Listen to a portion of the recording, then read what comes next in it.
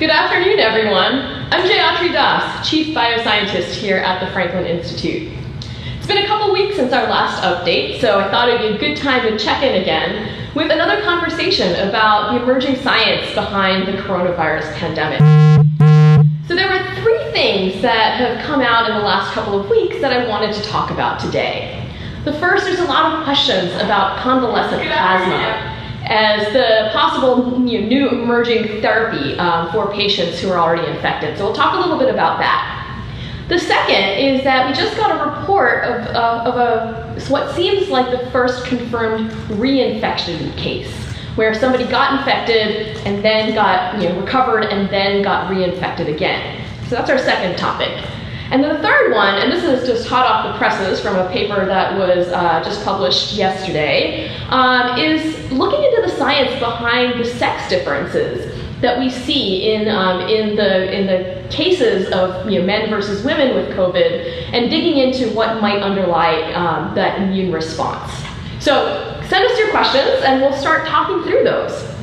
So let's go ahead and start with this idea of convalescent plasma. So first of all, what is plasma? When we think about blood, we usually think of the heavy hitters, the red blood cells, the white blood cells, platelets that help our blood clot. But plasma is the fourth component of our blood, and it's really important. It's about 55% of the volume of our blood, and it's that watery liquid that kind of carries everything else with it. So in addition to blood cells and platelets, it's water, it's salts, there are proteins, and antibodies. So antibodies, again, are the molecules that our immune system produces to bind to and flag specific viruses and bacteria that could cause us to get sick. So plasma has been used as treatment for many different diseases, everything from treating burns and shock, just from injuries, all the way to things like hemophilia. So it's used for a wide range of things, and collecting plasma donations from people has been very common. So when it comes to COVID, the idea is that if you can get plasma from patients who have already recovered from COVID, their plasma might be carrying antibodies that can help a different patient respond to the disease before their own immune system starts to kick in. So it's kind of giving them a head start on that immune response. And so the data that's come out recently is from a large-scale study that was led by the Mayo Clinic. They treated 35,000 patients with convalescent plasma.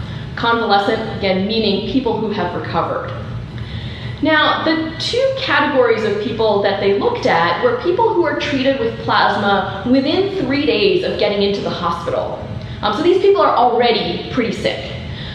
So looking at that early treatment with plasma versus those who got the plasma after 3 days, so 4 or more days later. And what they found was that, I'm looking at my numbers here to make sure I get the numbers right, is that of those who were treated within 3 days, they saw a death rate of 8.7% within a week. For those who were treated after 3 days, that same death rate was 11.9%. So there's a suggestion here that early treatment with plasma can make a difference. So that's some promising data, but there's caveats. So first of all, the biggest issue with this particular study was that there was no control group who got a placebo. As in, they didn't get any treatment to be able to compare exactly how effective the plasma was. So we know that, we can see that there might be a difference between when you give plasma, but we don't know from this study is a difference between giving somebody plasma and not giving them plasma. So it's hard to know exactly how effective the plasma is. There are a lot of other variables that just weren't controlled in this study. That being said, it was promising enough that at least the FDA thought it was worth issuing what we call an emergency use authorization. This basically allows doctors to start incorporating this treatment into their regular practice. Now, this is not the same as a drug being actually approved. Emergency use authorizations are kind of experimental, and so they can be reversed. And the most familiar example with COVID of an emergency use authorization being issued and then walked back is with hydroxychloroquine. So sometimes these are issued when the data looks promising, but as you collect more data, that can be reversed if it just doesn't hold up. Now, there were two controversies that emerged around this emergency use authorization by the FDA. One is kind of a math issue, and I think it's worth explaining this because it's a mistake that many of us make when we think about percentages. And in this case, unfortunately, the FDA commissioner, Stephen Hahn, made that same mistake.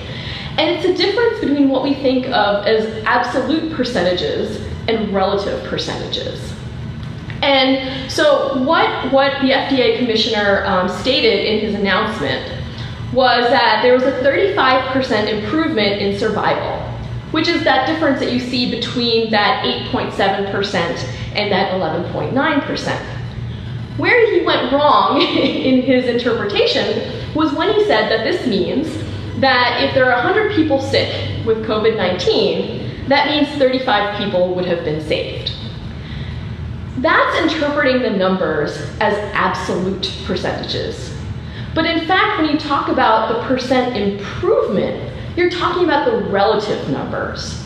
So if we take those same 100 people and we apply the data that we see, that means that in that 100 people, those who got the early treatment, 8.7% would have died, or 8.7. Let's go with fractions of people for this exercise here. So with the early treatment, 8.7 people die. With the later treatment, 11.9 people die. Now, the difference between 11.9 and 8.7 is 3.2. So the actual percent difference between number of people between the two treatments is 3.2 people being saved, not 35. So the way that he mistakenly explained it really seemed to overstate the efficacy of the convalescent plasma treatment. And so that created some confusion about what the data actually meant. So still, this difference that was observed between these two treatments was significant. And so the question is, what happens next? And this gets us to an ongoing question about how we test different treatments and vaccines for COVID, because there's a balance between getting the best data possible. In this case, that best data would have involved getting a control group that did not receive the treatment. But that takes more time. And so how do we strike this balance between getting data as fast as we can to help people versus getting the best data that we can to be the most confident in understanding what these different effects are? And so I think that's a trade-off that we're going to continue to question as we move forward with research into different treatments. So for now, there are more clinical trials ongoing with convalescent plasma to try and get some of these more definitive answers. So it'll just be a matter of time to see if this evidence holds up, or whether, like hydroxychloroquine, the FDA does end up, walking it back. Let's pause for a question. Are there other data that has been overstated? That's a great question. There are so many studies coming out so quickly, and one of the things that we've learned is that as more and more of these studies are released to the public before they have a chance to get peer-reviewed, there are lots of studies that are not designed as well as they might be. I haven't heard of another misinterpretation, that has led to this kind of overstatement at such a high-profile level. But that being said, there is a lot of data that, as statistics is a tricky thing to interpret. And so, I'm sure that, I can't think of, like I said, as high profile of an example like this particular one. But there's confusion in terms of how studies are designed and exactly what they tell us to think about, where we might be overstating things. And again, this comes back to sometimes there are observations that are done with small sample sizes, and it's really important to dig into what you're reading and look at how the study was done and the number of people it was tested on to get a sense of how confident we can be in the evidence that it's providing.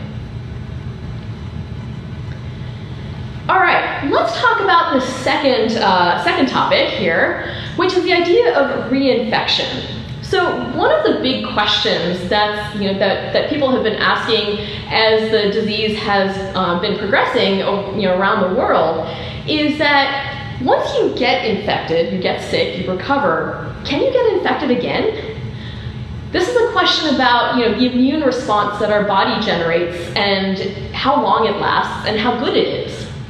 And although we haven't had a lot of data about this, some researchers from the University of Hong Kong reported a case study this last week that looked at one patient who had gotten infected and then 4.5 months later got infected again.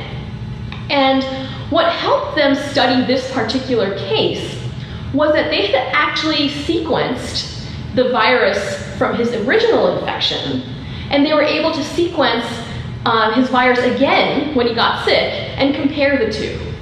And we don't have that kind of data yet for a large number of people. So this is still just kind of a first case study that we don't have a sense of how common this might be. But I think it's worth understanding what's going on with this patient so that we can understand how to look out for it across a broader sample. So in this case, we've talked about, in some of our previous conversations, how scientists can actually use the genetic sequence of the virus as kind of a fingerprint. And that genetic sequence changes over time. So there are different sequences of the virus that are floating around. We don't often talk about them as different strains of the virus because many of them, the differences don't matter in terms of the function of the virus.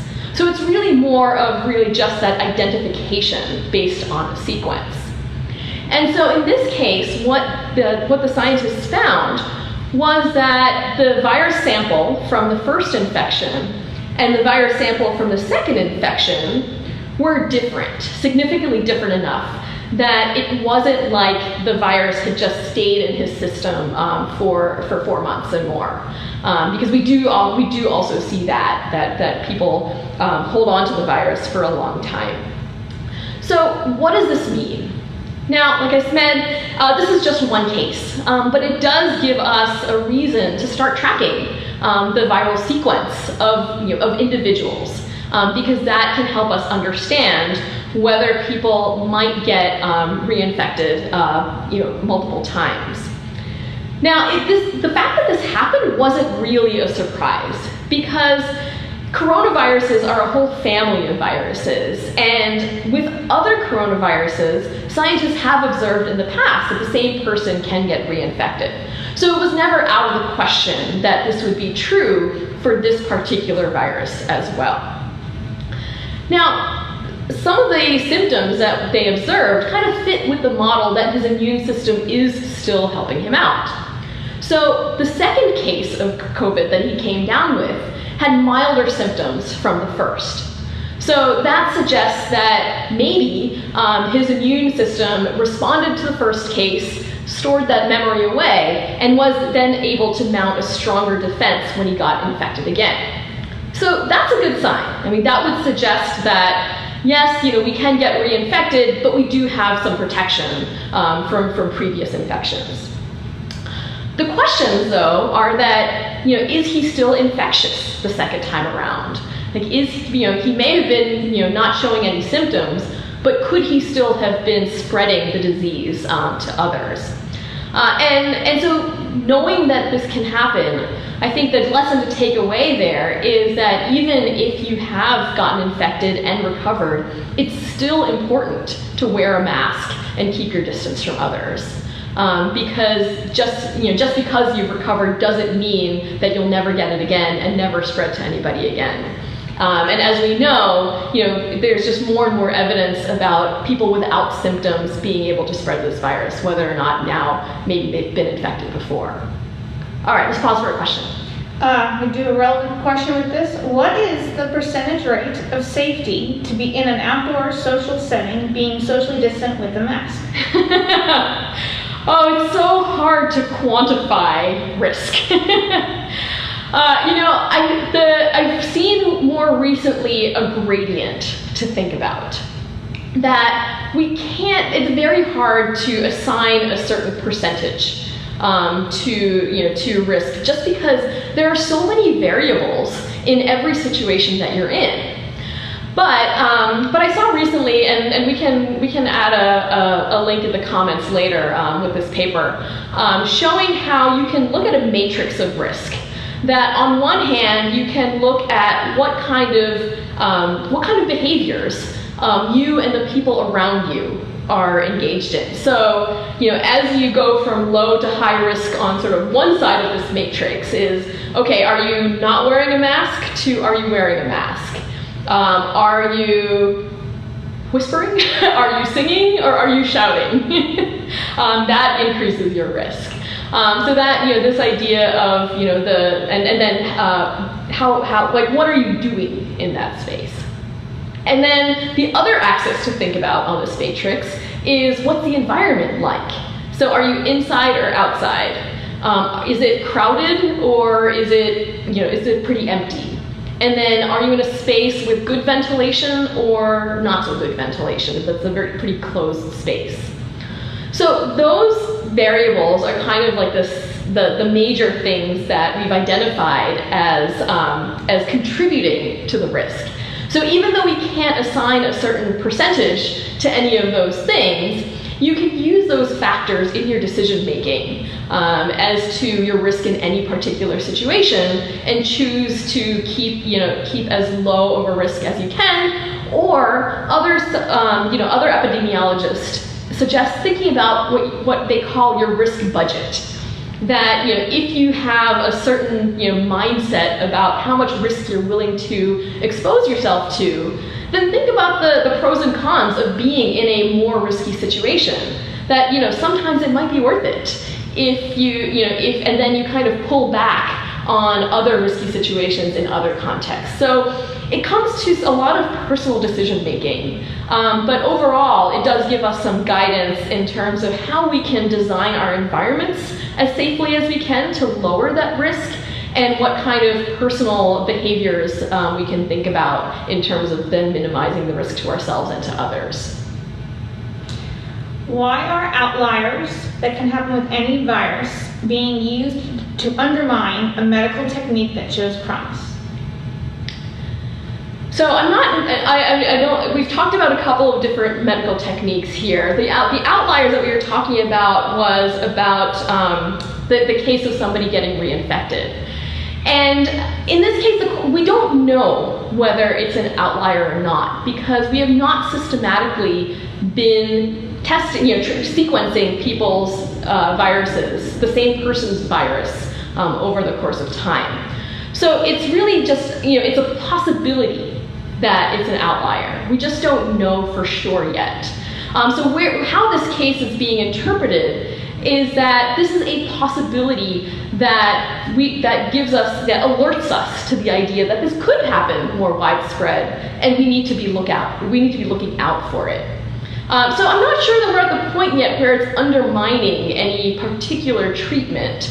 It's just adding to our body of knowledge about how the body interacts with the virus and what we should be looking out for as we try to predict the future.